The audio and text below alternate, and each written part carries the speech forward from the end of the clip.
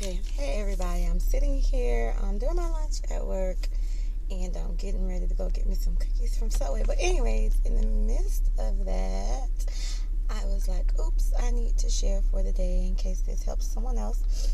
And again, these things, my little minis, I don't even want to say mini sermons because they're not my little minis.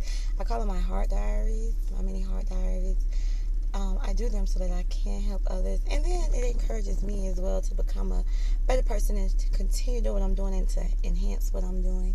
And hopefully it frees someone or opens someone's eyes and like, aha, because sometimes we learn the word and we're like, oh, I want to keep this to myself, it's so good.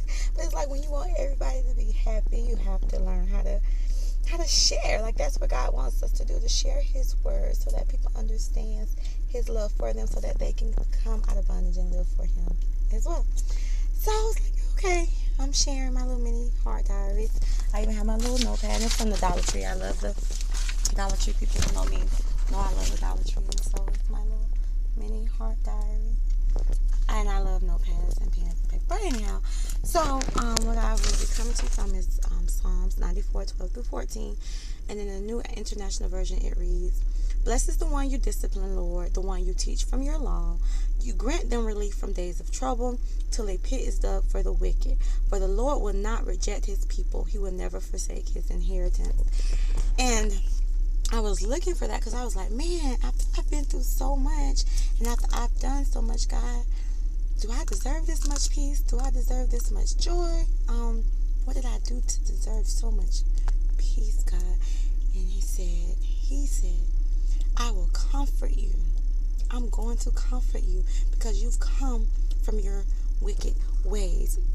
I've disciplined you. You've allowed me to discipline you. Now you're really learning from my law, from my words. So you've earned my comfort. No longer are you going to the world seeking comfort, because that doesn't even last. You're now coming to me. So now you have an eternity, a lifetime full of comfort and joy.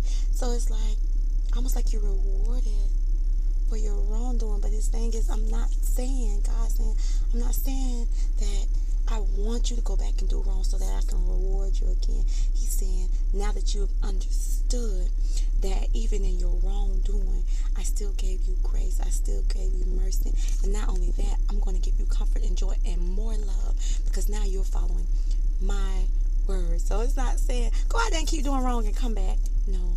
Now that you're really acknowledging me, now that I'm really disciplining you, you're really living from my words, from my law, I owe you this. It's like, man, you love me that much to say you owe me, God, when I've caused you so much hurt and pain? He said, yes, I owe you this. I owe this. I died for you. I died for you. And I promised you these things. And his thing, he's not a man that he's going to lie to you. He promised these things. So it's not like a human that promises you something, and when you come through for them, they still don't do it. So a man that keeps saying, well, baby, if you do this right, then I'll change. And you keep doing it, doing it, and doing it, and doing it. And it comes back void at all times, usually void. And you're like, man, so I can trust you, God. I can depend on you. I can lean on you. And you will never fail me. Even when I fail you, you still will never fail me. Who doesn't want that kind of love? So, for the Lord would not reject his people. He would never forsake his inheritance. He's going to give you everything he promised you when you allow him to discipline you, when you allow him to love you. And that's really what walking for God is, allowing him to love you. You have enough faith in this man, knowing he will never leave you nor forsake you, knowing he will always love you. Like, who does not want that kind of love? So when you all feel as though you're hurt and the world is against you, they probably are. But guess what? God won't be. When you feel like everybody disappoints you, and they probably will and do, God will not. He said he will never forsake his inheritance. For the Lord will not reject his people. He will never forsake his inheritance. I mean, man, who doesn't want that kind of love?